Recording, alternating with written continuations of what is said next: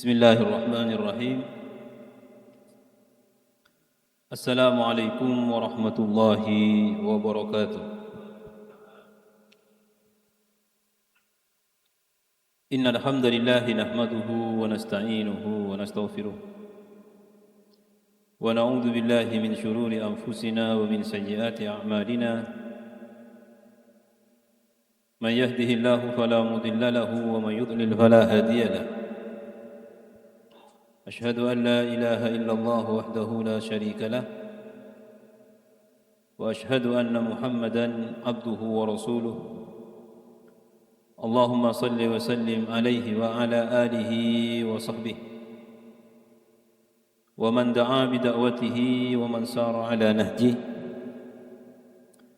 ناوين التعلم والتعليم والتذكر والتذكير والنفع والانتفاع والإفادة والاستفادة والحث على التمسك بكتاب الله وسنة رسوله والدعاء إلى الهدى والدلالة على الخير ابتغاء وجه الله ومرضاته وقربه وثوابه سبحانه وتعالى. أما بعد. Jemaah salat subuh Masjid Ar-Rayyan yang dirahmati Allah, alhamdulillah wa syukurillah. Di pagi hari ini kita mendapatkan nikmat dari Allah, bisa melaksanakan salat subuh dengan berjamaah. Alhamdulillah wa syukurillah, kita bisa memakmurkan, menghidupkan waktu yang sangat utama ini setelah melaksanakan subuh, berada di rumah Allah di Masjid Ar-Rayyan ini dalam rangka mempelajari beberapa ayat-ayat Al-Quran, mempelajari maknanya, mengambil hikmah pelajaran. Mudah-mudahan ini menjadi sebab kebaikan kita semua, sebab keselamatan kita, dan mudah-mudahan ini adalah sarana penyambung kita dengan para salihin, orang-orang saleh, para ulama, dan mudah-mudahan kita kelak bersama mereka dalam keselamatan dan kebahagiaan. Kita akan melanjutkan pembahasan di surat Asy-Syu'ara, masih dalam kisah Fir'aun dan Nabi Musa alaihissalam. Karena di Asy-Syu'ara ini ada beberapa kisah-kisah yang mana kisah-kisah itu terkadang di surat lain tertera. Tapi kalau kita perhatikan ada beberapa perbedaan, walaupun dari sigot ayatnya, artinya dari redaksinya. Jadi kadang sama makna Indonesianya, tapi beda redaksinya. Seperti cerita tentang Fir'aun ini bukan hanya di Asy-Syu'ara. Jadi kalau kita perhatikan ayatnya, secara umum sama, alur ceritanya sama. Tapi kalau kita perhatikan kembali, ada hal-hal yang tidak sama. Kalau dalam Asy-Syu'ara misalkan, wa ba'ats fil madaini hasyirin, qalu arjih wa akhahu wa ba'ats fil madaini hasyirin. Ketika Nabi Musa itu dikatakan penyihir, maka kemudian mereka ingin mengumpulkan orang-orang yang ahli dalam bidang sihir untuk menghadapi Musa. Nah, ini kalimatnya di Al-A'raf atau di mana? Depan. Sama, qalu arjih wa akhahu, tapi di sini wab'ath. Kalau di sana wa arsil. Ada wab'ath, ada wa arsil. Padahal satu cerita. Itulah keunikan Al-Qur'an. Semakin mampu kita memahami detail-detail hurufnya, ayatnya, kita akan semakin memahami bahwa Quran itu tidak terbatas. Bahwa Quran itu bukan hanya untuk generasi kita. Quran itu untuk kehidupan dunia ini sampai diangkat oleh Allah Subhanahu wa taala dari muka bumi. Quran ini tetap bisa sesuai. Secanggih apapun Quran ini tetap menjadi rujukan utama umat Islam untuk berada di atas jalan kebenaran. Quran, bukan yang lain. Yang lain mungkin bisa ketinggalan zaman, mungkin tidak sezaman. Quran tidak. Mau berubah seperti apapun kehidupan ini, Quran ada di tengah-tengah mereka. Kita sampai di ayat 39. Ketika Allah berfirman, qalu arjihu akhahu wab'ats fil madaini hasyirin ya'tuka bikulli sahharin alim. Musa ini punya kelebihan, keistimewaan, hal-hal luar biasa. Kita kumpulkan di Mesir ini para ahli sihir yang juga memiliki hal-hal luar biasa. Fajumi as-saharatu limiqati yaumin ma'lum. Ini sudah kita bahas, hanya saya sampaikan kembali agar alur ceritanya bersambung. Fajumi as-saharatu limiqati yaumin ma'lum. Dan uniknya Quran itu, cerita-ceritanya itu menguatkan iman. Quran itu, cerita-ceritanya itu menguatkan iman. Makanya kalau panjenengan sedang pusing, itu jangan hanya belajar hal-hal yang menggunakan otak. Jadi sekali-kali membaca cerita-cerita dalam Al-Quran. Karena apapun yang ada dalam Al-Quran itu pasti akan memberikan tambahan kepada iman kita. Wa idza tuliyat alaihim ayatuhu zadatuhum imana. Kalau ayat-ayatnya dibaca, mau cerita, mau tentang neraka, walaupun kita takut kadang tentang surga, mesti zadatuhum imana. Orang yang di hatinya ada iman, itu ada tambahan iman. Apa tambahan iman? Ketenangan lah, secara sederhana ketenangan. Karena iman itu ciri satu-satunya untuk mendeteksi adalah ketenangan, lezatnya itu. Dhaqa ta'mal iman man radiya billahi rabba wa bil islami dina wa bi muhammadin rasulah. Akan merasakan nikmatnya iman. Nikmatnya iman itu apa? Ketenangan. Karena ketenangan ada dua, ketenangan kebahagiaan karena nafsu, syahwat. Ada ketenangan karena iman. Dan ini kita harus bisa membedakan. Ada orang di tempat maksiat tenang, gitu, bahagia. Ya, dunia ini nggak ada masalah. Ini bukan ketenangan iman. Ketenangan syahwat, hawa nafsu. Syahwat itu karena dengan orang yang dicintai. Orang kalau bersama orang yang dicintai, dari habis isya sampai subuh itu nggak ngantuk-ngantuk. Ada saja yang bahagia di situ kan? Ini bukan iman ini. Bahagia bukan iman, tapi bahagia karena nafsu atau syahwat, dan ini akan mendatangkan penyesalan. Tapi kalau kebahagiaan dengan iman akan mendatangkan kebahagiaan dan kesuksesan di masa yang akan datang. Fajumi as-saharatu limiqati yaumin ma'lum, pada tanggal yang ditentukan dikumpulkan ahli sihir itu. Wa qila lin-nasi hal antum mujtami'un. Nah, di sini kita akan mulai membaca kembali beberapa tafsir yang berkaitan dengan ayat ini. Yang berkaitan dengan ayat ini.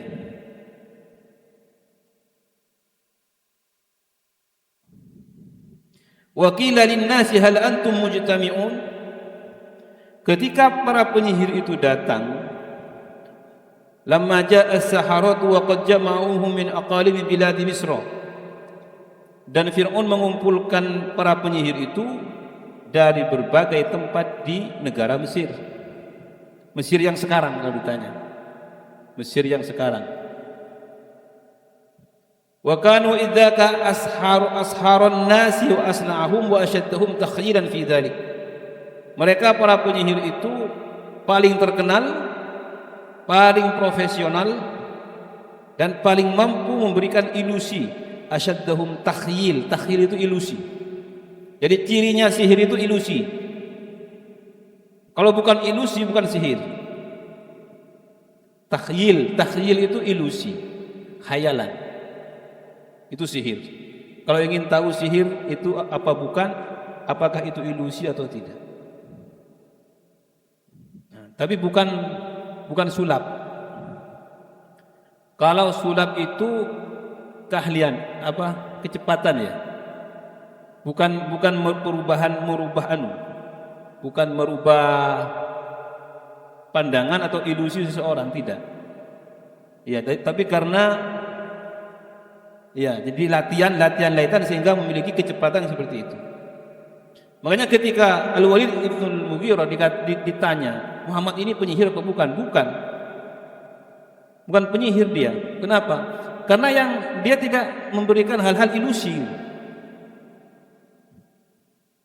Muhammad itu bukan penyihir, walaupun mereka ingin menjadikan penyihir karena ada sesuatu yang tidak bisa dilakukan oleh selain beliau. Ketika itu berkumpullah para penyihir. Qila kanu 12,000, ada yang mengatakan semuanya 12.000. 12,000. Orang dulu itu banyak, sama banyak. Jadi saya pernah ditanya itu, orang ini semakin banyak di dunia ini apa lebih banyak sekarang dari dulu? Sama, jumlahnya sama. Ya, walaupun nggak sama persis, tapi kurang lebih segitulah. Hanya dulu kalau ada adab, sekali adab 100.000 mati gitu kan. Ada adab Allah itu ditimpakan ya mungkin ratusan ribu mati.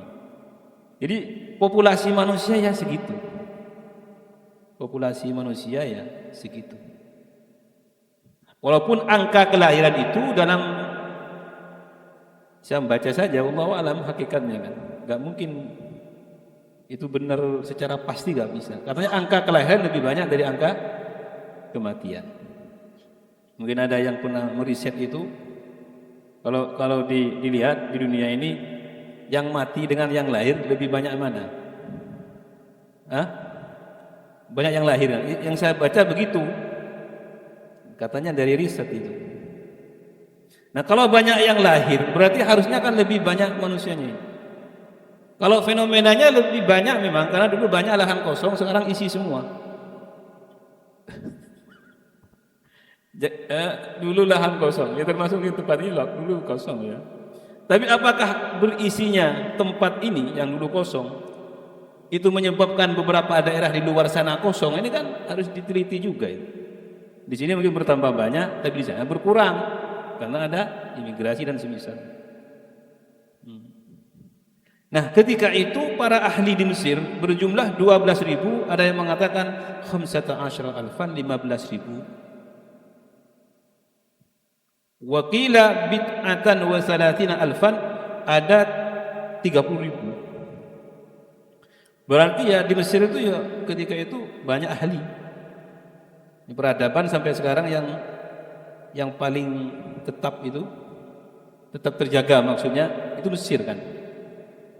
Mesir. Qala Ibnu Ishaq berkata, wa kana amruhum rajian ila arba'atin minhum. Dari sekian banyak para penyihir ada 4 orang yang menjadi pimpinan mereka. Wahum ru'asa'uhum wahum, siapa mereka? Sabur, Azur, Hak, Masfa. Makanya kalau memberi nama itu hati-hati. Jangan kena nama-nama orang jahat. Siapa namanya Pak? Masfa. Padahal Masfa ini salah satu ahli sihir tetapi kan dia nanti masuk Nabi Musa. Saya sering menyampaikan ke anak-anak muda itu, memang sekarang kan yang keren-keren, namanya keren-keren ya. Tapi jangan sampai memberikan namanya seperti penjahat zaman dulu. Jangan sampai. Ya paling afdal itu ya nanya lah. Ini kalau walaupun memberi nama sendiri, kan sekarang kan inginnya ya seorang tuanya ingin namanya indah, keren. Tapi lebih baik ditanya, Pak, kalau nama ini baik apa enggak gitu. Silahkan memberi nama sendiri, tapi harus ditanya dulu, nama ini gimana anunya, cara makna. Kadang-kadang mereka memplesetkan makna kalimat Arab menjadi dialek Indonesia. Hati-hati saja gitu. jangan hanya meniru. Nah, kalau mau meniru orang yang baik. Orang dulu gitu, mereka nggak tahu maknanya, tapi meniru orang baik. Siapa namanya? Nawawi. Kalian mungkin pernah dengar dia ngaji di mana? Ada Imam Nawawi. Siapa namanya? Ismail. Ismail itu kan putranya Ibrahim ya. Itu. Siapa namanya? Nah itu. Mereka mungkin nggak tahu asal usulnya. Nah, tapi mereka mendengar itu. Gitu. Saya punya saudara itu, nggak tahu sekarang masih enggak apa enggak. Namanya Imdad Khomeini. Saya tanya, siapa yang beri nama ini? Ya, yang pertama Ahmad Imdad bagus. Nah, yang Khomeini ini mesti terinspirasi oleh apa gitu? Padahal dulu tahun 80-an tahun berapa? Khomeini kata orang tuanya. Ya nggak tahu juga, yang saya nanya kata teman ini bagus namanya. Ya temennya ini juga nggak tahu asal usulnya. Ini bagus lah. Sekarang kan di pejuang utama itu. Nah, yang penting jangan sampai nama-nama kita itu tidak sesuai dengan ya mungkin keyakinan kita. Kita ahlus sunnah ya cari yang ahlus sunnah gitu aja. Kita ahlus sunnah siapa? Yang banyak ahlus sunnah Bukhari. Bukhari itu bukan nama Pak ya. Kalau minta nama ke saya nggak mungkin saya beri nama, kasih nama Bukhari enggak. Kasih nama enggak. Mungkin kasih Yahya atau siapa gitulah ya. Tapi jadi nama saya kalau beri nama itu saya kan sering dimintai nama. Pak, tolong beri nama anak saya, tapi beri pilihan 3 ya Pak. Oh iya, tak kasih pilihan 3. Yang pertama Abdurrahman, yang kedua ini nggak ada yang cocok. Pak, nggak ada pilihan lain, wis itu aja terserah sampean. Jadi solusinya sampean cari nama, kirimkan ke saya hanya ngecek saja. Ini bagus, ini jangan, ini bagus. Terserah mau ngirim 7 nama, berapa nama. Kalau yang bagus-bagus semua ya sudah terserah pilih. Tapi saya hanya ngoreksi yang nggak bagus saja. Takutnya siapa? Ahmad Jahannam. Nah, ini kan nama-nama enggak. Ya. Jadi hal-hal seperti ini harus kita perhatikan. Karena nanti di akhirat akan dipanggil nama kita sesuai dengan nama ini. Dipanggil, nanti di akhirat dipanggil. Enggak mungkin manggil, kan dipanggil kita ini nanti kan. Ya dipanggil masing-masing. Nama aslinya. Siapa nama aslinya? Yo, itu nanti yang dipanggil. Kalau sama namanya Pak Gancar gitu. Ada 6 orang. Gancar siapa Pak? Subhanallah. Tapi hadis itu di akhirat apa? Kata Nabi SAW, perbaiki namamu, nama anakmu. Kita ini kan sebenarnya apa diperintah untuk anak ya. Kalau kita nggak bisa beri nama sendiri kecuali merubah saja kan. Jadi perbaiki nama anakmu karena nanti dia akan dipanggil dengan nama itu. Itu di akhirat. Di dunia nama itu bisa menjadi doa. Nah, setiap disebut dia doa, nama itu menjadi doa. Makanya nggak apa-apa di Jawa ini dinamai Sugeng. Sugeng itu kan bagus Pak. Nggak apa-apa. Boleh, enggak apa-apa. La'allana nattabi'us saharata in kanu humul ghalibin. Wa qala qailuhum. Nah, kalau kita mengumpulkan para penyihir itu, siapa tahu kita bisa mengikuti mereka dan tidak mengikuti Musa ini. Walam yaqulu nattabi'ul haqqa. Jadi ini kesalahan mindset mereka pada saat itu. Yang mereka cari bukan kebenaran, tapi yang penting nggak ikut Musa, itu aja. Ini termasuk pemikiran jahiliyah ini. Wis siapa saja yang penting jangan itulah. Itu saya nggak mau itu. Mau bener nggak mau itu. Ini salah Pak. Kalau begini nggak bener ini dunia ini nggak benar. Jadi ukuran kita itu kebenaran. Mau datang dari siapapun, yang penting dia benar-benar memperjuangkan kebenaran kita dukung. Karena bukan sedikit, masih banyak itu. Kalau dia enggak wis. Mau apa mau enggak, pokoknya gue wis enggak mau. Enggak benar itu. Yang penting bukan dia. Ini sama dengan kaum Fir'aun ya begitu. Walam yaqulu nattabi'ul haq, mereka tidak berkata saya akan mengikuti kebenaran, tidak. Saya akan mengikuti para penyihir yang akan melawan Musa itu kalau mereka memang menang. Ini di antara maknanya. Falamma ja'a as-saharatu, tatkala para penyihir itu datang, qalu li Fir'aun, mereka berkata kepada Fir'aun, a inna lana la ajran, apakah kami ini akan mendapatkan upah bayaran? In kunna nahnul ghalibin, apabila kami ini menang melawan Musa. Ini ketika itu datanglah semua pembesar-pembesar Firaun. Wa jama'a hashamahu wa khadamahu wa umara'ahu wa wuzara'ahu wa ru'asa daulati. Semua gubernur semua dikumpulkan. Semua pimpinan-pimpinan daerah dikumpulkan. Wa junud mamlakati, tentara semua dikumpulkan. Faqama as-saharatu baina yaday Fir'aun, maka para penyihir itu kemudian berdiri menghadap Fir'aun, yatlubuna minhul ihsan ilaihim. Yang pertama yang diminta al-ihsan ilaihim. Ihsan itu artinya bayaran. Ihsan itu artinya kebagusan, kebaikan, tapi maknanya ini kamu harus dibayar yang pertama kalau menang, ini janji. Yang kedua taqarrub ilaihi. Yang kedua saya harus diberi jabatan. Taqarrub ilaihi, kalau menang saya kasih jabatan. Kata penyihir itu. In ghalabu. Ini yang kedua, ini banyak ini. Banyak yang kedua ini. Ini Pak ya, saya akan dukung sampean, kalau menang saya minta jabatan. Ya ini boleh apa enggak? Ya ini yang penting tidak mengikat saja, enggak apa-apa. Ya Pak, sebagai bentuk loyalitas. Paham nggih? Karena saya juga banyak teman-teman saya orang-orang yang begitu di sana tempatnya. Mati-matian dia. Yang di otaknya bukan apa, bukan ini mau bener mau apa enggak. Saya punya posisi nanti ya. Ini dalam bahasa tafsirnya wattaqarrub ilaihi in ghalabu. Nah ini. Ya, apakah ini boleh? Ya enggak apa-apa, itu manusiawi kan. Yang enggak boleh itu kalau menempuh jalan yang enggak benar gitu. Kalau memang dia mumpuni, dia memiliki keahlian, enggak ada masalah. Saya enggak setuju ada nepotisme itu, enggak setuju saya. Kalau memang orang dekatnya ini yang ahli, ya enggak apa-apa. Dalam masalah jabatan itu yang penting dia punya kemampuan.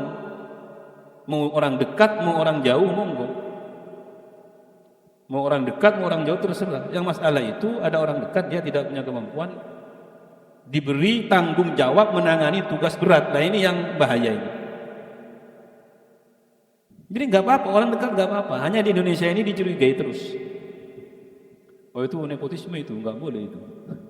Orang dekat yang memiliki kemampuan itu nggak apa-apa. Jadi ukurannya itu bukan masalah dekat jauh.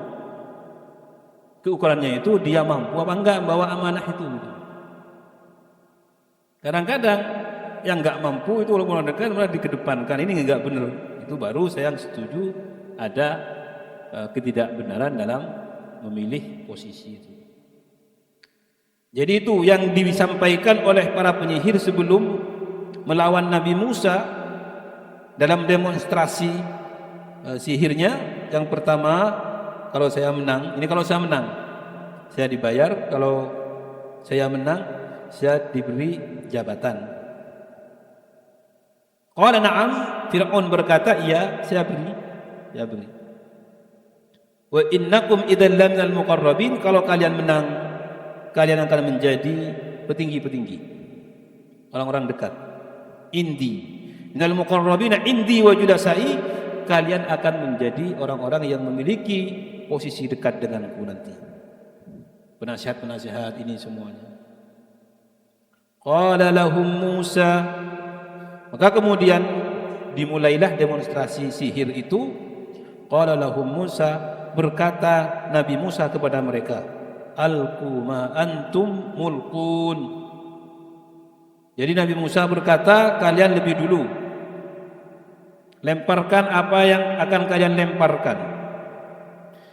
Nah, kalau kita melihat di surat Thaha ayat 65-66, di situ redaksinya begini. Tapi di sini enggak ada. Ini berapa surat yang menceritakan ini. Semakin banyak diceritakan di beberapa surat, semakin masalah itu berulang-ulang dalam masa ke masa. Saya ulangi lagi. Ketika panjenengan melihat satu cerita dan kisah dalam Quran terulang di beberapa surat, itu artinya keadaan itu juga terulang dari masa ke masa. Qalu ya Musa dalam surat Thaha, imma an tulqi wa imma an nakuna awwala man alqa. Jadi ini menunjukkan bahwa penyihir itu baik, masih ada kebaikan. Karena dia mengatakan begini, adabnya begini, Musa, kita sudah berhadapan. Mau sampean dulu yang lempar atau saya yang lempar dulu? Jadi mereka sudah paham, maka mereka itu akan bertanding dalam lempar-melempar yang dilempar itu. Jadi ini menunjukkan bahwa mereka masih punya adab. Monggo panjenengan dulu atau kami dulu. Enggak langsung ayo lemparkan, enggak. Imma an tulqiya wa imma an nakuna awwala man alqa. Terserah apa panjenengan yang mau duluan atau saya. Jadi enggak diiringi dengan ini. Anda jual saya beli, gitu ya? Apa? Ada istilah Betawi itu. Anda jual saya beli, apa itu? Anda beli saya jual atau apa? Enggak tahu. Anda jual saya beli. Kalau orang mau tengkar itu, Anda jual saya beli. Qalu ya Musa imma an tulqi wa imma an nakuna awwala man alqa. Qala bal alqu. Kata Musa, silahkan panjenengan semua memulai. Sama dengan di ayat ini tapi beda redaksinya. Qala lahum Musa, Musa berkata kepada mereka, alqu ma antum mulqun. Lemparkan apa yang akan kalian lemparkan, apa yang akan dilemparkan. Dia kan bawa tali kan. Musa bawa tongkat. Jadi mereka bawa tali dan tongkat. Nabi Musa ini bawa tongkat saja. Jadi ada yang bisa merubah dalam pandangan ilusi itu tali menjadi ular atau tongkat itu menjadi ular. Lemparkan.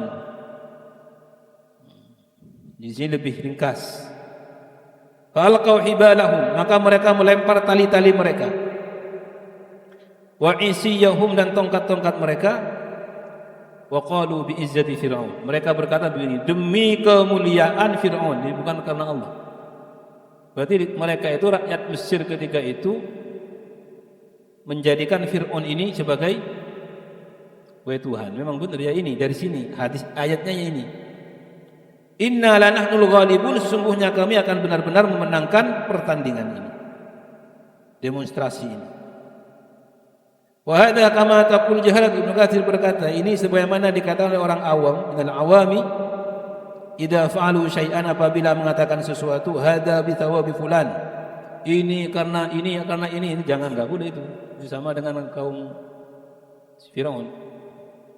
Ini demi leluhur ini, leluhur itu. Ya. Ini demi apa itu, istilah ini istilah apalah. Ya, mereka juga orang-orang di masa Firaun begitu. Demi Firaun, demi ini, demi apa. Nah, ini salah satu kesalahan. Harusnya karena kebenaran yang datang dari Allah begitu. Ini menunjukkan bahwa mereka ini ketika berjuang, dasar utama menjadikan mereka berjuang itu sudah salah. Wa qad dzakarallahu ta'ala fi suratil A'raf. Allah Ta'ala juga menyebutkan kisah ini dalam surat Al-A'raf. Annahum saharu a'yunan nas, mereka para penyihir itu menyihir pandangan-pandangan mata manusia. Wastarhabuhum, dan dengan itu mereka menakuti mereka. Waja'u bi sihrin adzim, dan mereka datang dengan sihrun adzim, sihir yang begitu adzim, itu yang kuat lah ya, yang besar. Kuat artinya dalam arti sihir yang memang sihir tingkat tinggi kalau bahasa kita itu. Dalam surat Thaha itu fa idza hibaluhum wa isyuhum. Tiba-tiba tali dan tongkat mereka itu. Ini saya sampaikan kan di Quran ini. Di Quran yang begini nanti panjenengan mengembangkan. Jadi kalau saya baca Quran, ya berarti ini Quran. Quran itu luar biasa, enggak main-main. Enggak ada yang sia-sia satu huruf pun dalam Quran, enggak ada. Kalau kita ini kok yang tadi lagi, itu salah kita. Enggak ada. Quran itu jangan dianggap enteng. Fa idza hibaluhum mu'isiyuhum, tiba-tiba tali dan tongkat mereka yukhayyalu ilai. Ini di garis bawah, yukhayyalu. Mereka dijadikan menghayal, dirubah pandangannya. Artinya kalau dirubah, tongkat talinya itu tetap tongkat tali. Tapi mereka melihatnya ular. Jadi ada yang begini, andaikan ada orang lain melihat, itu apa Pak? Itu tongkat dan tali. Ya bukan, itu ular Pak. Loh enggak, tongkat tali. Kan beda kan begitu. Ada cerita di lokal, cerita kita itu. Ada seorang zaman dulu di tempat saya itu, dia penyebar agama lah di Bangkalan Barat.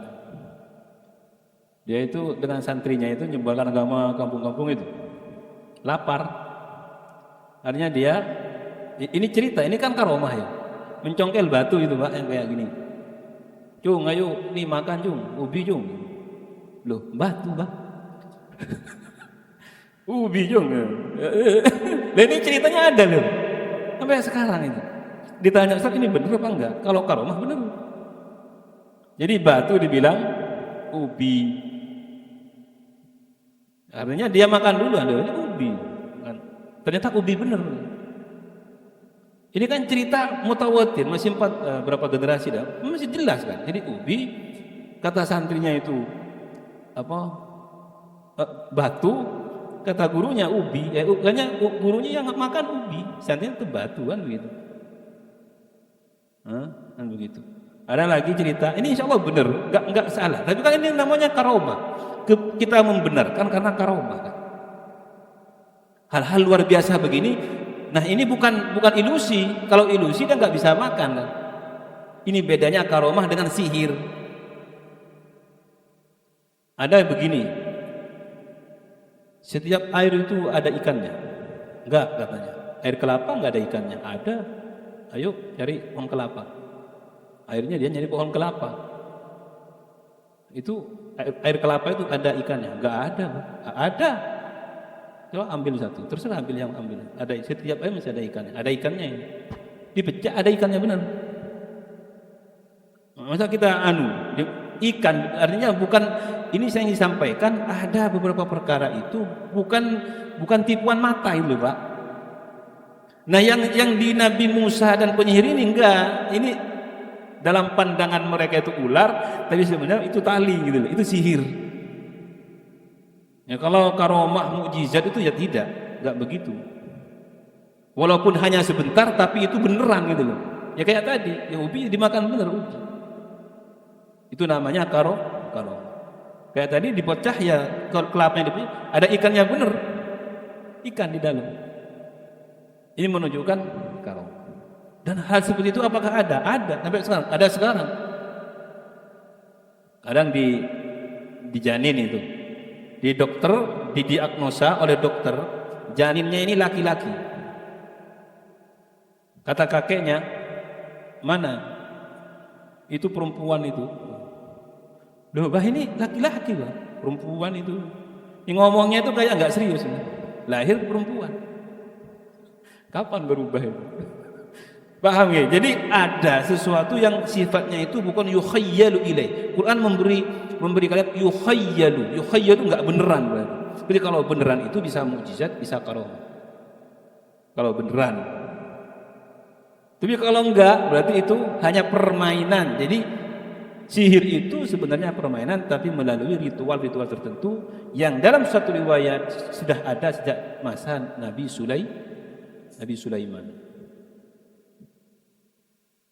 Wala yuflihu sahiru haitsu ata. Itu dalam surat Thaha.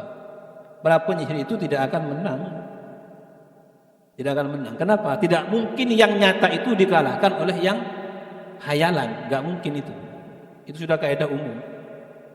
Sesuatu yang nyata itu tidak mungkin kalah dengan sesuatu yang tidak nyata, itu nggak mungkin. Fa'alqa Musa asahu, maka kemudian ketika mereka melemparkan tali dan tongkatnya dan kemudian menjelma menjadi ular, fa'alqa Musa asahu. Kadang-kadang muncul pertanyaan, kok ular ya, kok enggak apa kayak buaya atau jadi macan, jadi apa itu? Ya, ini dicari sendiri nanti sebabnya kenapa Qurannya begitu. Karena Quran faida hiya talqafu ma yafikun, dalam ayat lain tu'banun mubin. Jadi Musa itu ketika dilempar, kalau di sini faida hiya talqafu ma yafikun, jadi hiya ini kembali kepada su'ban, hayya. Dalam ayat lain itu su'banun mubin. Jadi tongkatnya Musa ini menjadi ular yang besar, talqafu. Talqafu itu memakan ya. Takhtafuhu.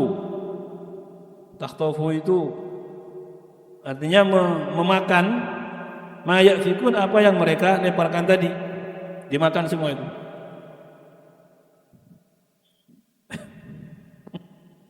Ini nyata, ini bedanya. Ini beneran dimakan. Mereka nggak bisa makan, memakannya nggak bisa. Itu menunjukkan bahwa tongkat Nabi Musa ini perubahannya kepada ular itu beneran. Pada saat itu bener. Andaikan itu dipegang ya ular bener itu. Yang gigit ya mati bener kan itu. Ini bedanya dengan sihir. Ini sihir dalam penampakan. Karena sihir itu banyak bentuknya. Kalau dalam surat Al-Baqarah itu sihir itu di antara dulu fungsi utama itu merusak rumah tangga, itu sihir. Di surat wattaba'u ma tatlu syayatin ala mulki Sulaiman, setan itu diberi kelebihan seperti itu pada saat kerajaan Sulaiman, di masa Sulaiman. Nah, sihir itu di sini disebutkan dulu itu digunakan untuk merusak suami istri. Jadi untuk merusak itu tujuan utamanya. Kemudian berkembang menjadi penampakan itu. Jadi tujuan sihir itu sebenarnya bukan seperti ini. Dan sihir itu ada. Nabi pernah kena sihir kan. Jadi tujuannya mencelakai orang atau merusak rumah tangga orang atau merusak usaha orang. Merusak usaha orang itu sihir. Membunuh orang. Santet itu ya sama dengan sihir. Saya nggak paham terlalu detail santet itu, tapi itu bagian dari sihir. Santet saya kadang-kadang ya kan, mungkin orang ini berbicara dengan kapasitasnya. Saya begini, Ustadz, sampean hati-hati. Kenapa Pak? Sampean sering ngisi di mana-mana akan ada santet nanti yang mengintai sampean. Nah, kadang takut juga ya. Saya cerita kadang-kadang, Pak, saya pernah sholat Id di satu tempat, nggak mau nyebut. Saya kayak mau roboh Pak, jadi kaki saya ini separuh nggak ada. Beneran ini. Ternyata saya memang kurang tidur malam harinya itu kan. Nggak tahu, mungkin kemang atau apa. Hampir jatuh saya di satu tempat itu. Sholat Id hampir jatuh Pak. Saya merasa separuh kaki saya nggak ada. Karena teman saya ini agak seperti itu. Sebentar, sampean di daerah mana? Intinya bukan di Surabaya Timur, Surabaya Barat. Loh, di situ tempatnya. Nah, ini kan cara beda pandangnya begitu. Saya kan enggak. Loh, enggak. Saya di situ juga ngisi kajian subuh ke sini. Enggak ada apa-apa. Dari sudah berapa tahun enggak ada apa. Iya, tapi mungkin pada saat sholat itu orang yang punya keahlian itu datang mau ngetes sampeyannya. Nah, itu jadi dikembangkan. Saya gini, dikembangkan tuh. Ini ustadz Pak loh, ustadz ini. Teman saya di Al-Wali itu, ustadz itu. Loh, iya ustadz, begitu memang. Kita ini harus punya benteng yang kuat gitu. Jadi semakin ngomong dengan dia, semakin dibawa kepada hal-hal yang saya sendiri nggak paham gitu kan. Nggak paham apa ini, ngomong kemana ini. Jadi hal-hal seperti itu tidak perlu kita tindak lanjuti. Ketika kita melangkah, bismillah, sudah selesai. Mau mati pun ya saya kan berangkatnya mau ngaji kok. Mau mati ya syahid. Apa masalahnya itu? Tapi alhamdulillah nggak sampai jatuh. Artinya, tapi memang saya baru ngerasa ketika itu bahwa separuh dua kaki saya ini itu memang seakan-akan nggak ada. Artinya saya tuh harus neku gitu, harus jatuh. Ya, saya ketika itu nggak mikir macam-macam, fokus kepada makna-makna dari surat yang saya baca. Hanya rakaat keduanya saya ngambil surat yang paling pendek, takut jatuh bener malu kan. Baik. Jadi kalau saya ngambil yang paling pendek itu ada masalah itu, ada masalah.